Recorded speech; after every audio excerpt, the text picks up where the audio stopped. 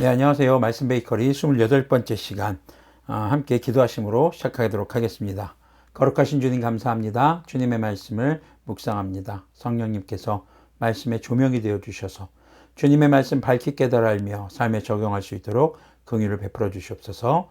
우리 주 예수 그리스도님의 이름으로 기도합니다. 아멘. 오늘 보실 말씀 데살로니가 전서 3장 1절에서 13절까지의 말씀을 함께 보도록 하겠습니다. 표준 세번역의 성경을 제가 읽어드리도록 하겠습니다. 그러므로 우리는 참다 못하여 우리만 아테네에 남아있기로 하고 우리의 형제요 그리스도님의 복음을 전하는 하나님의 일꾼인 디모데를 여러분에게로 보냈습니다. 그것은 그가 여러분을 굳건하게 하고 여러분의 믿음을 격려하여 아무도 이러한 온갖 환난 가운데서 흔들리지 않게 하려는 것입니다. 여러분도 아는 대로 우리는 이런 환난을 당하게 되어 있습니다. 우리가 여러분과 함께 있을 때에 장차 우리가 환난을 당하게 되리라는 것을 여러분에게 미리 말하였는데 과연 그렇게 되었고 여러분은 그것을 알고 있습니다. 그러므로 내가 참다 못하여 여러분의 믿음을 알아보려고 글을 보냈습니다. 그것은 유혹하는 자가 여러분을 유혹하여 우리의 수고를 헛되게 하지 못하게 하려는 것이었습니다. 그런데 지금 디모데가 여러분에게서 우리에게로 돌아와서 여러분의 믿음과 사랑의 소식, 기쁜 소식을 전하여 주었습니다. 또 여러분이 우리를 늘 좋게 생각하고 있어서 우리가 여러분을 간절히 보고 싶어하는 것과 같이 여러분도 우리를 간절히 보고 싶어한다고 전하여 주었습니다. 그러므로 형제자매 여러분, 우리는 여러분을 보고 우리의 모든 곤경과 환난 가운데서도 여러분의 믿음으로 말미암아 위로를 받았습니다. 여러분이 주님 안에 굳게 서 있으면 이제 우리가 살아있는 셈이기 때문입니다. 우리가 우리 하나님 앞에서 여러분 때문에 누리는 모든 기쁨을 두고 여러분을 생각해서 하나님께 어떠한 감사를 드려야 하겠습니까? 우리는 여러분의 얼굴을 볼 수 있기를 또 여러분의 믿음에 부족한 것을 보충하여 줄 수 있기를 밤낮으로 간절히 빌고 있습니다. 하나님 우리 아버지와 우리 주 예수님께서 우리의 길을 친히 열어주셔서 우리를 여러분에게로 가게 해주시기를 간구합니다. 또 우리가 여러분을 사랑한 것과 같이 주님께서 여러분끼리 서로 나누는 사랑과 모든 사람에게 베푸는 여러분의 사랑을 풍성하게 하고 넘치게 해주시기를 빕니다. 그리고 주님께서 여러분의 마음을 굳세게 하셔서 우리 주 예수님께서 자기의 모든 성도들과 함께 오실 때에 하나님 우리 아버지 앞에서 거룩함에 흠잡힐 데가 없게 해주시기를 빕니다. 아멘.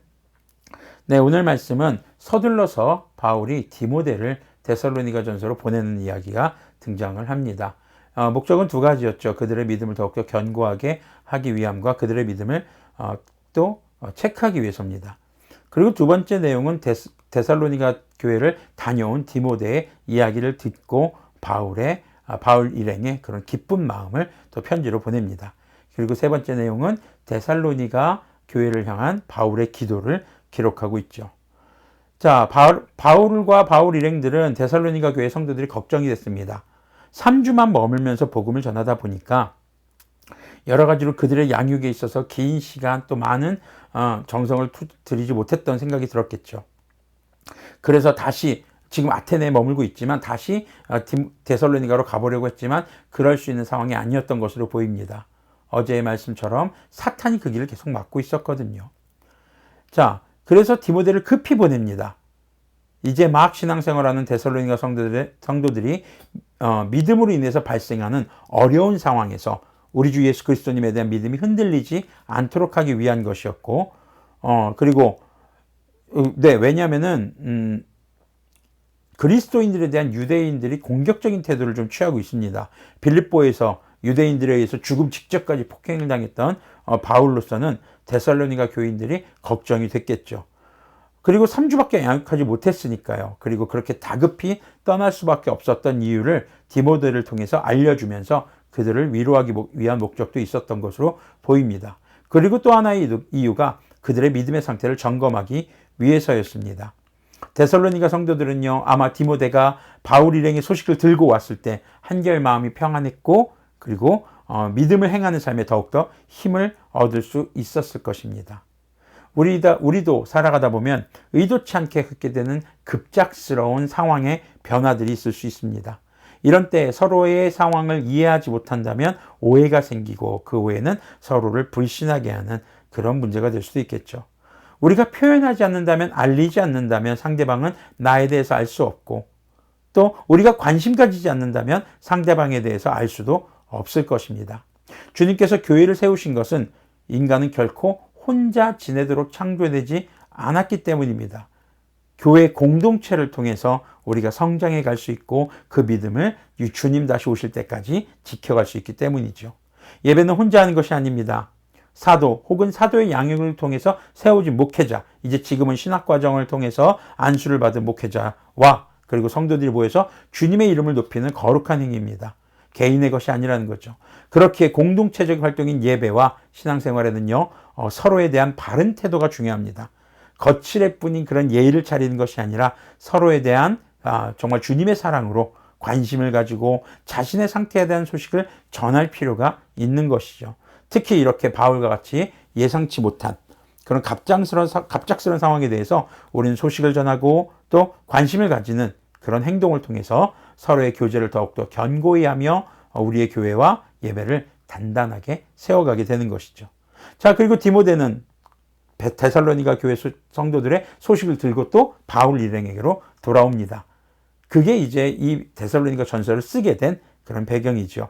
바울 일행들은요, 그 소식을 듣고 기쁨으로 가득합니다. 어려운 중에서도 환난 중에서도 믿음을 잘 지키고 있고 주변 도시들에게 본이 되고 있고, 그리고 3주간의 양육이었지만 그들을 좋게 기억하고 그들 또한 바울 일행을 만나고 싶어 한다라는 그 소식을 듣고 이제 바울은 기뻐하며 편지를 쓰게 됩니다. 디모데는 바울 일행들과 데살로니가 교회 성도들을 잘 연결해주는 이런 매개체가 되었습니다. 복음 전파에서 중요한 역할 중에 하나가 복음을 전하는 것뿐만 아니라 매개체가 되는 그 무엇인가가 중요한 것이죠. 중간 다리가 필요한 겁니다.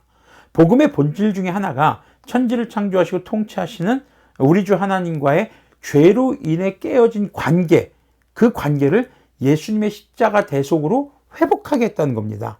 우리 주 예수님께서의 바로 우리 주 하나님과 우리를 연결해주는 축복의 통로, 바로 매개체가 된 것이죠.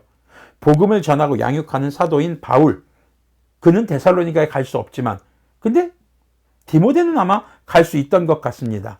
바울은 아무래도 좀 유대인들에게 집중도 많이 받았고 워낙 이제 좀 알려져 있다 보니까 주요 타겟이 됐겠죠. 근데 디모데는 그렇게 많이 알려지진 않았던 것 같습니다. 자, 그래서 디모데는 지금 데살로니가 지역에 갈 수 있었던 겁니다. 이렇게 해서 이렇게 우리도 한 공동체 안에서 서로 다른 역할이 있습니다. 말씀을 집중적으로 배우고 공부한 목회자, 또 목회자에게 양육받는 성도, 또 복음을 듣고 받아들여야 하는 사람, 혹은 이제 막 복음을 받고 구원의 삶을 시작한 사람들, 이들을 연결해주는 역할이 필요합니다.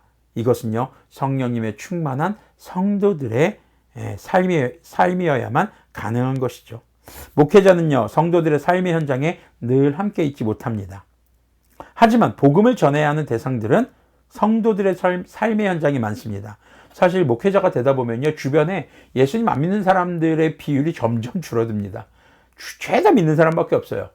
근데 믿지 않는 사람들과 함께 살아가는 사람들은 누굽니까? 그렇죠. 바로 여러분들, 바로 성도들이죠. 네.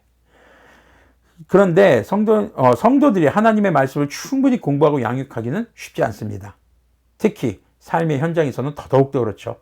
그렇게 복음을 전하고 양육할 수 있는 목회자와 복음이 필요한 자들을 연결해주는 그런 매개체 역할을 바로 양육받은 성도들이 해야 하는 것이죠. 이런 역할을 통해 모두가 구원의 열매를 삶에서 경험하게 되는 것입니다. 우리 청소년 선교를 할 때, 청년 선교를 할 때도 마찬가지입니다. 이 비기독교인들, 믿음이 없는 사람들은 굉장히 많은 그런 성경에 대한 오해라든가 교회에 대한 질문들, 풀리지 않는 수수께끼 같은 그런 질문들이 있습니다. 그런 질문을 받을 때 일반 성도들이 대답하기란 쉽지가 않은 문제겠죠. 그렇죠. 그럴 땐 누구에게? 그렇죠. 목회자에게 패스하세요. 만남을 연결해 주세요. 그것들이 해소되는 과정에서 그들에게 복음이 또 증거될 수 있습니다. 자, 그러면서 바울은 그 소식을 듣고 그들을 위해, 데살로니가 교회 성도들을 위해 기도하는 내용을 기록합니다. 그 기도의 내용은 다시 만나게 해달라는 것과, 그리고 그들의 생활이 사랑과 충만함으로 가득한 성도의 교제 가운데 있기를 간구합니다. 그리고 그들이 주님 앞에서 거룩함이 유지되기를 기도합니다. 바울은 자신의 기도를 서신에 이렇게 첨부해서 보냅니다. 기도하는 것을 나 니들 위해서 기도하고 있어요 라고 생색내는 걸까요? 아닙니다. 그렇지 않습니다. 우리가 누군가를 위해 기도한다고 이렇게 호언장담하고 그 기도를 까먹고 사는 경우도 있지 않습니까? 내가 꼭 기도할게. 그러면서 다음 만날 때까지 잊어버리는 경우. 자, 우리가 그런 말보다 훨씬 더 필요한 게 뭡니까? 바로 그 자리에서 기도해 주는 겁니다. 그 즉시 기도하는 것입니다. 기도는 때와 장소를 가리며 하는 것이 아닙니다. 전화로도 가능하고요. 문자로도 가능합니다. 기도를 미루지 마십시오. 그래, 내 개인의 혼자 있는 곳에서만 기도해야지. 그때 기도해야지. 그렇게 혼자 있는 곳에서만 기도하지 마시고 주님께 하는 간구를 중보의 대상자들이 알 수 있도록 하는 것도 좋습니다. 더욱더 힘을 낼 수 있으니까요. 오른손이 하는 일을 왼손만 모르게 하자고요. 나머지 모두가 알게 해서 서로의 힘이 되어주는 그런 그리스도인들의 삶이 되기를 권면합니다. 여러분들이 기도하고 있다는 것 티내시기를 바랍니다. 오늘 말씀은 이렇게 세 가지의 말씀을 나누면서 세 가지 본문은 뭐였습니까? 데살로니가 교회의 소식을 전하는 디모데, 또 데살로니가 교회의 소식을 가져온 디모데, 합쳐서 디모데, 뭐예요? 매개체. 복음을 전하는 자와 복음을 받아들이는 자의 중간 매개체 역할. 그것은 성령님의 충만한 성도들의 삶의 몫이다. 그리고 두 번째, 기도는 조금 티나게 하십시다. 우리를 드러내고 자랑하는 바리새인과 같은 기도가 아니라 누군가 기도하고 있다는 걸, 날 위해 기도하고 있다는 걸 알 때 힘이 되거든요. 네, 우리가 최소한 그 정도만. 우리가 어제 말씀 나눴던 것처럼, 여보세요? 네, 생각나서 전화했어요. 기도하다가, 네. 내가 당신을 위해서 기도하고 있어요. 당신의 기도 중을 내가 기억하고 있어요. 그때 우리는 힘을 얻을 수 있습니다. 우리 티내면서 신앙생활을 하는 것도 나쁘지 않을 것 같습니다. 기도하겠습니다. 거룩하신 주님 감사합니다. 우리 주 예수님의 은혜로 말미암아 하나님과의 관계가 회복되었듯 우리도 주변에 믿지 않는 사람들에게 정말 매개체가 되어서 주님께 인도할 수 있는 그런 디모데와 같은 사람들이 되도록 인도하여 주시옵소서. 그리고 또한 우리가 함께 신앙생활하며 또 복음을 전하는 자들에게 기도하고 있다는 것을 알림으로 그들에게 주님의 사랑과 긍휼하심이 전해질 수 있도록, 또 우리 주 예수님의 복음의 소식이 전해질 수 있도록 우리에게 성령님의 충만함을 허락하여 주시옵소서. 우리 주 예수 그리스도님의 이름으로 기도합니다. 아멘. 네, 어제에 이어서 오늘도 우리 한 번 더 연락 한번 해보고 또 서로의 기도 제목을 기억하면서 기도하시고 또 기도했다라고 이렇게 알리는, 그런 기쁜 소식을 알리는 여러분들의 거룩한 삶이 되시기를 권면드리겠습니다.